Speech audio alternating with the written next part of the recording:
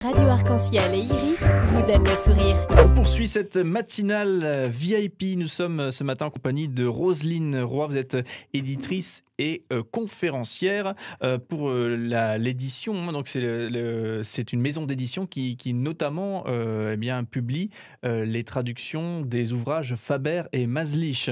Donc la fameuse approche Faber et Maslich dont on parle ensemble ce matin. Également sur le plateau, Anne-Cécile Dupré, vous êtes animatrice d'atelier et donc dans le cadre de cette fameuse approche Faber et Maslich et coordinatrice d'une série de conférences qui a lieu actuellement, donc des conférences justement sur cette thématique. Alors Faber et Maslich, voilà, ça vaut le coup de se renseigner et peut-être d'aller puiser des choses à utiliser dans l'éducation de nos enfants et voire plus, puisque j'ai l'impression que ça impacte plus largement, pas seulement l'éducation, mais que ça déborde largement la communication de manière générale à l'autre. Voilà, donc on parlait tout à l'heure d'une rencontre avec des profs, une conférence qui a eu lieu donc devant une centaine d'enseignants sur la thématique de parler pour que les enfants apprennent. Et j'imagine que les profs, donc déjà, ont leur idée sur la question, c'est tout de même leur métier. Et du coup, ça a été quoi leur attente et qu'est-ce qu'ils ont découvert finalement, ces profs, avec cette approche, cette solution Faber et Maslich? Roselyne Roy. En fait, hier, effectivement, j'ai eu la chance d'avoir une centaine d'enseignants très à l'écoute et passer à peu près 2h15 avec eux. Et puis, l'approche répond encore à la question, quand un enfant se sent bien, il se comporte bien. Mais là, dans le domaine de l'éducation, c'est aussi quand un enfant se sent bien, il apprend bien. OK? Alors, et comment un enfant va se sentir mieux? Ça va beaucoup dépendre de la relation adulte-enfant. Alors, un enfant qui est en confiance avec un adulte va mieux apprendre de cet adulte-là qu'un enfant qui, par exemple, aurait peur de l'adulte. Alors, la relation entre l'adulte enfant est très, très importante. Et moi-même, j'ai un diplôme dans le domaine de l'éducation et nulle part dans mon cursus universitaire, on s'est vraiment penché là-dessus. La relation. On apprend comment faire enseigner des cours, comment faire la recherche pour préparer des cours et tout ça, toutes les questions pédagogiques et tout ça. Mais ce qui est au cœur de ça, c'est la relation. Ce qui va faire que l'enfant va apprendre de cet adulte-là plutôt que, en fait, désapprendre ou même apprendre des choses qui seraient pas utiles. Et du coup, tout à l'heure, on avait un exemple très concret pour les parents. Donc, grande sœur vient de frapper petit frère. Voilà peut-être une approche différente par rapport à la punition classique, va dans ta chambre, qu'on pourrait formuler. Est-ce qu'il y a des choses très concrètes qui ont été proposées du même type aux enseignants? Bien sûr. Est-ce qu'on peut avoir justement l'une des questions les plus classiques ou le piège classique, entre guillemets, dans lequel pourraient tomber nos enseignants? Mais en fait, les enseignants, ils sont un peu sceptiques au départ parce qu'ils se disent, OK, toutes ces belles méthodes de communication, ça va quand tu as un enfant devant toi, 2 enfants, 3 enfants à la maison. Mais là, nous, on a affaire à des groupes d'enfants. Alors, est-ce que ça fonctionne de la même façon? Est-ce que c'est pareil? Alors, si on parle d'écoute des sentiments, par exemple, ce qu'on apprend dans l'approche, c'est que quand on écoute les sentiments, la crise ou la colère ou peu importe, se calme beaucoup plus rapidement. Les enseignants ont cette tendance à penser que ça va prendre beaucoup plus de temps et que ça s'ajoute à leur tâche. OK, maintenant, on n'est pas juste enseignant, on est psy pour les enfants qui viennent à l'école. Non, mais là, je vais au-delà, là. Mais ils pensent qu'ils n'ont pas le temps. Parce qu'effectivement, dans une journée, il y a tellement de choses à faire avec un groupe d'enfants. C'est vraiment difficile d'aborder tout ça. Mais un enfant qui fait une crise, par exemple, qui a pas d'idée pour une rédaction, il sait pas comment écrire, il sait pas comment commencer, mais si on est en train de lui dire « Ouais, mais c'est facile, ou dépêche-toi », et qu'on ajoute de la pression, l'enfant a tendance à bloquer davantage, OK? Alors que quand on lui dit « ouais, ça peut être difficile à un moment donné de trouver un sujet de rédaction, OK? C'est pas facile, ça nous vient pas tout de suite. » Ou Alors, déjà, un petit accueil des sentiments peut donner l'envie à l'enfant ou même la disponibilité à l'enfant de se concentrer sur la tâche qu'il a à faire. Et de la même façon, quand il y a des disputes entre les enfants, ben, on a tendance à vouloir punir rapidement. On a parlé de la punition tantôt. Euh, la punition, ça ne fonctionne pas pour les mêmes raisons que je t'ai expliqué au début. Alors, qu'est-ce qu'on peut faire dans les écoles? Mais là, si on parle de résolution de problèmes, encore, les enseignants disent, on n'a pas le temps. OK? Ou on n'a pas l'espace nécessaire. On ne peut pas s'attarder avec 1 ou 2 élèves alors qu'on en a 25 qui attendent. Mais encore là, je pense que tranquillement, il y a le système qui doit bouger un peu aussi pour qu'on puisse avoir cette place-là. Parce qu'autrement, on le voit bien que le système d'éducation, c'est très contesté de nos jours. Les enfants ne veulent plus aller à l'école. Il y a un truc qui ne fonctionne pas. Les parents veulent multiplier les écoles alternatives. Et, moi, je me dis, dans le système actuel, il y a moyen de mettre des petites choses en place et améliorer tout ça. Et ça pourrait fonctionner. Oui, une fois un problème désamorcé, en termes de temps, après, peut-être que ça devient beaucoup moins chronophage aussi. Hein. Tout exactement, on sauve du temps. Un autre public, entre guillemets, particulier, donc justement pour cette approche Faber et Maslich, c'est les adolescents. Donc il y a aussi un ouvrage qui leur est consacré. Vous me l'avez pas apporté, je l'ai pas entre les mains là, puisque il y a carrément une rupture de stock suite aux dernières conférences. Et j'imagine bien pourquoi. J'imagine des parents aussi parfois dans une incompréhension, dans une déconnexion, voire dans une rage face à des enfants à qui c'est difficile, des enfants, des ados. Alors justement, là aussi, est-ce qu'on peut avoir une petite immersion très rapide dans qu'est-ce qu'on peut faire, qu'est-ce qui est proposé? Alors peut-être quelques exemples types pour justement des parents face à des adolescents, et partons de l'hypothèse que c'est pas tout rose, Roselyne Roy. Oui, je veux juste revenir sur la dernière question que tu m'avais posée, et question à laquelle j'ai pas répondu. Ça a été bien accueilli par les enseignants. Ah, j'avais pas de doute. On a eu des commentaires qu'en 2 heures, ils avaient appris énormément. Ils ont beaucoup de formations, on leur demande beaucoup de suivre plein d'ateliers de formation. Et puis, des fois, on va pas à la base, qui est la relation adulte-enfant. Et puis là, ils endorment et ils en ont demandé davantage. OK? Et j'ai beaucoup aimé ton mot quand tu as parlé de déconnexion par rapport aux ados. Parce qu'effectivement, un petit enfant, on sait que ça prend beaucoup de soins. Ils ont besoin de nous, en fait. À la base, ils sont très dépendants de l'adulte pour tous les besoins de base, se nourrir et tout ça, se laver. Et puis, plus il grandit, ils deviennent autonomes, du moins à ce niveau-là. OK, ils sont capables de se laver tout seuls, ils sont capables de se faire cuire un œuf au besoin et tout ça. Et on dirait que les adultes, les parents, les voyant devenir plus autonomes, ouf, on relaxe un peu, hein? OK, on n'a pas besoin de faire tout ça. Mais sauf qu'on oublie que sur le plan émotionnel, ils ont encore besoin de nous. Ils ont besoin d'être accompagnés parce que ils sont dans une étape très difficile de leur vie. On est plus petit, mais on n'est pas encore adulte. On est dans cet espace où on est entre les deux et c'est très stressant, très stressant d'être là.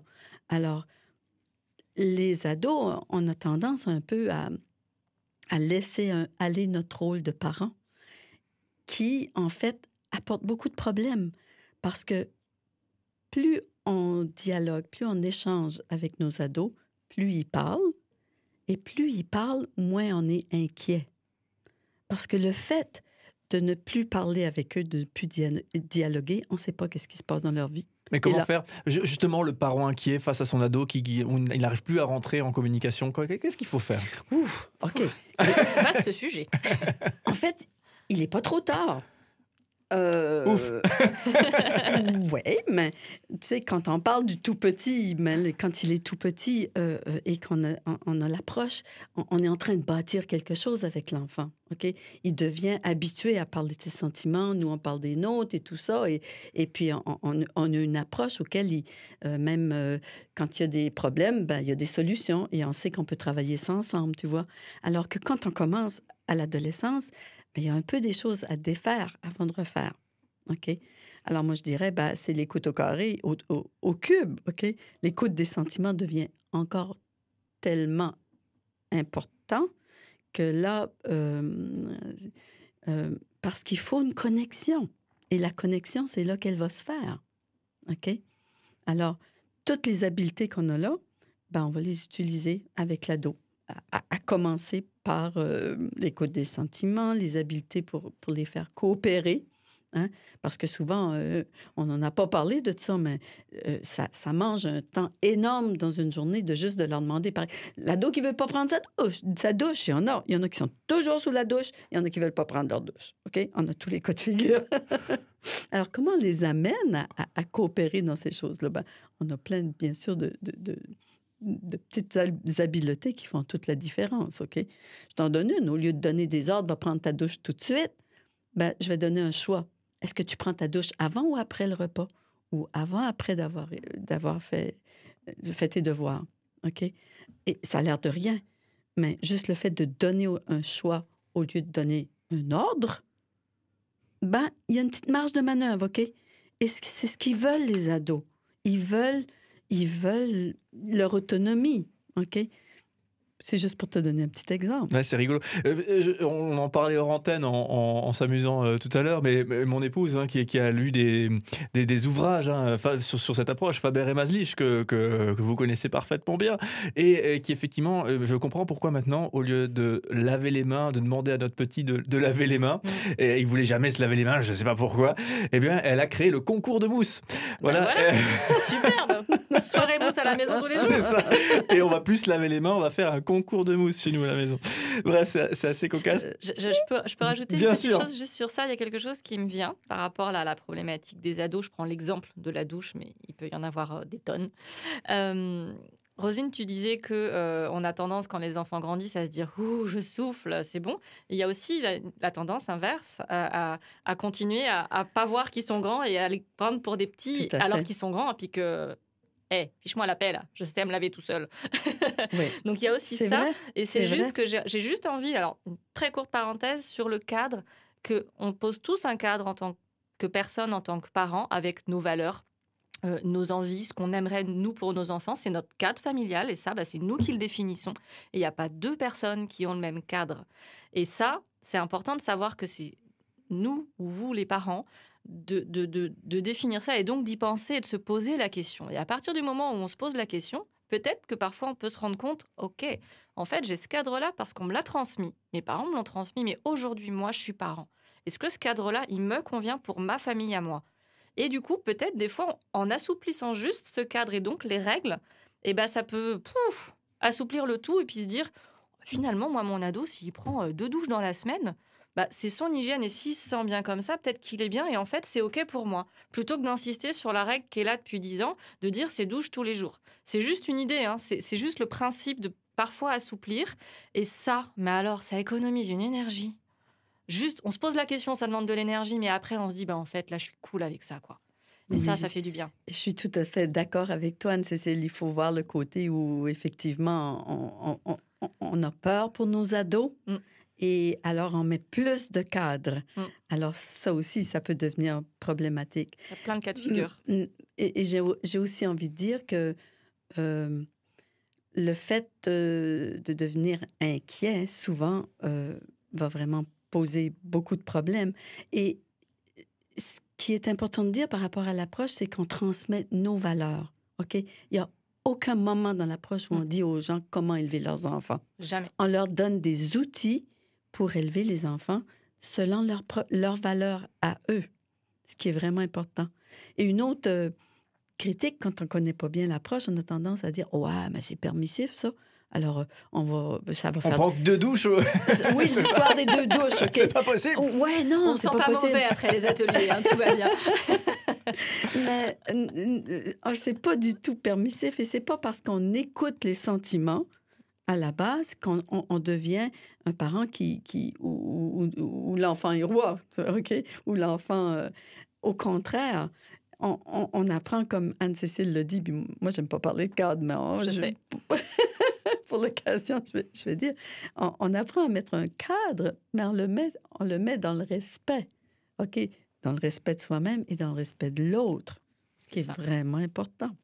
On a la chance de vous avoir avec nous dans cette matinale VIP, Roselyne Roy et Anne-Cécile Dupré. On parle ensemble de cette fameuse approche Faber et Maslich. Et donc pour ceux qui veulent se renseigner davantage et creuser le sujet, eh bien sûr, il y a les conférences que vous donnez actuellement. Et ceux qui n'ont pas la chance d'y assister, eh bien, il y a les ouvrages, les livres, aux éditions du Phare. Alors on va les citer, hein, parce que vraiment ça vaut le détour. Celui-ci, on en parlera dans quelques instants. On va se garder ça pour dans quelques minutes. Parler pour que les tout petits écoutent. Voilà, donc pour les enfants de 2 à 7 ans. Donc on va essayer aussi d'avoir quelques infos déjà sur qu'est-ce qu'on peut appliquer pour améliorer toujours et encore notre action de parents. Également, et là c'est celui qu'on retrouve dans 30 langues, donc ça devient un grand classique. Parler pour que les enfants écoutent, écouter pour que les enfants parlent. Voilà, donc ça c'est aussi aux éditions du Phare. Et enfin, frères et sœurs sans rivalité. Il y a également un livre spécial pour les adolescents et celui-ci il est en rupture de stock. Vous l'avez pas amené aujourd'hui parce que suite à la conférence la dernière, eh bien ça s'est vendu très bien et j'imagine qu'il y a des besoins et c'est super qu'on puisse bénéficier de ces méthodes.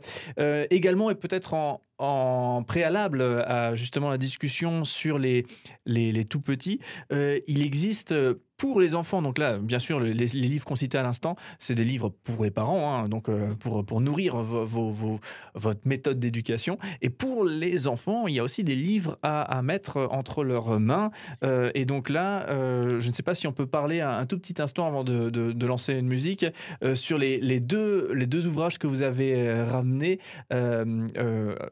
Peut-être Anne-Cécile Dupré? Oui, avec plaisir. Donc là, ce sont 2 albums destinés aux enfants, donc format enfant, qui s'appelle Bastien et les Blipoux. Et le numéro 2, Bastien et les Blipoux vont à l'école. Bastien Babin, c'est un enfant, mais qui a plein de soucis. Il se dispute avec son copain, il crie sur sa sœur, il n'est pas content quand sa maman veut l'obliger à mettre une chemise verte alors qu'il veut une chemise rouge. Ça va pas du tout. Ça va finir en punition, tout ça, pardon. Ah, oui. Puis ça finit en crise et ça finit en colère et Pardon. personne n'est content. Et effectivement, ça pourrait être ça. Et donc Bastien, voilà, il a plein de soucis intérieurs et il sait pas comment faire. Et un jour, 2 petits êtres venus de la blipousphère, les Blipoux, arrivent sur un rayon de lune pour l'aider. Les Blipoux, c'est Maury et Groge. C'est un petit peu le principe du petit ange et du petit démon qu'on a sur les épaules et qui nous parle dans notre tête. Celui qui dit « Mais non, n'écoute pas ta mère, donne-lui un coup dans le genou, de toute façon, elle dit des bêtises. » Ou l'autre qui dit « Bah non quand même, Groge, peut-être qu'on pourrait faire comme ça. Bastien, peut-être tu peux aller voir ta sœur et lui dire que c'est vraiment important, le crayon rouge pour toi. » Des petites choses comme ça. D'accord, il y a l'un des 2 bonhommes qui a lu la méthode, l'approche Faber et Maslich. C'est ça, exactement. Et donc, ces petits êtres que seul Bastien, bien entendu, peut voir, bien entendu, seul Bastien a de l'aide et essaye de mettre en pratique, mais à chaque fois, il choisit l'option Groge ou Maury. On ne lui D'accord. impose rien. Mmh. Il essaye et il se passe des choses. Et voilà. Et justement, il existe une version audio donc de ces ouvrages. Tout à fait. Et du coup, vous en avez ramené un petit extrait. Donc, on écoute ce petit extrait, puis un petit temps de musique, et on se retrouve juste après donc pour découvrir la suite et notamment parler justement des tout petits comme évoqué. Justement, l'extrait qu'on écoute, lequel des 2 ouvrages on va retrouver?